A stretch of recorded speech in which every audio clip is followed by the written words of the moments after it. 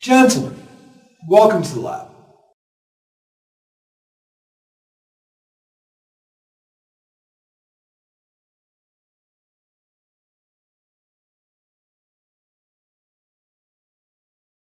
Mr. Tesla, you caused quite a stir, and need I say a panic. It took my every influence to stop Judge Barry from putting you in irons. Mr. Tesla, I and the other shareholders and the good people of Colorado Springs demand an answer for this. I have heard your experiments are groundbreaking and unique, but this is ludicrous to tolerate you here up in your tower like some sort of mad scientist. Is it your intent to destroy this great nation with your insane experiments? Mr. Johnson, let I remind you, I've been a proud citizen of this nation for 8 years now. I assure you my intentions are honorable and only intended to benefit this great nation and the city of Colorado Springs. You, sir, are a lunatic and a charlatan. They use the same terminology regarding my person and mental condition until I demonstrated the tele-automatic boat before a live crowd in Madison Square Garden just last year. They too were silenced by the proof before their eyes. That's not the point.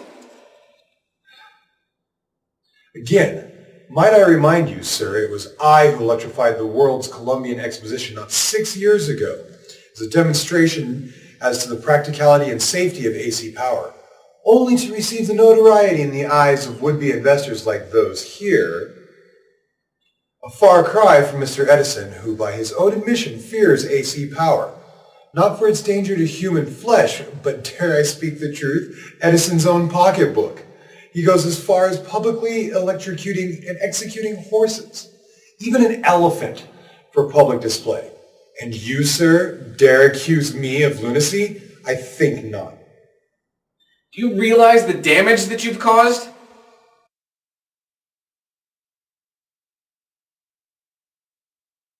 Mr. Curtis, I have over 1,000 people without power.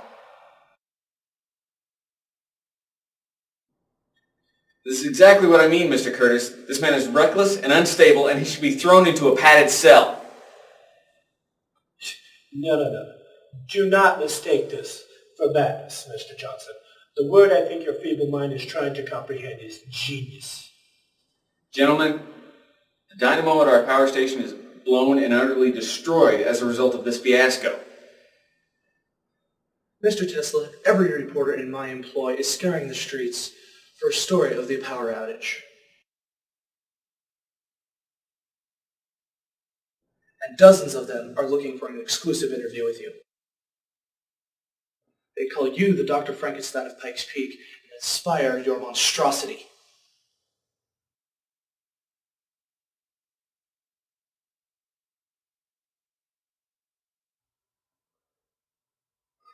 The word on the street is folks reported seeing a blue glow dancing up your 200-foot mast discharging what some term as man-made lightning. Soon you shall see how the events of this past eve will forever alter the way we live. With the same impact that my AC dynamo Mr. Westinghouse purchased a few short years ago, again mankind will advance. There, right there. This is exactly what I mean. He's mad. Gentlemen, please. The wonderful phenomenon I was observing were stationary waves, impossible as it seemed. This planet, despite its vast extent, behaved like a conductor of limited dimensions. The tremendous significance of this fact in the transmission of energy but my system has already become quite clear to me. Not only was it predictable to send telegraphic messages to any distances wires recognized long ago, but also to press upon the entire globe the faint modulations of the human voice. For more still, to transmit power in unlimited amounts of any terrestrial distance, and almost without any loss. Don't you see? It's obvious the Earth is an extremely large container, holding electrical fluid, which resonance caused a series of waves to be formed in a frozen position.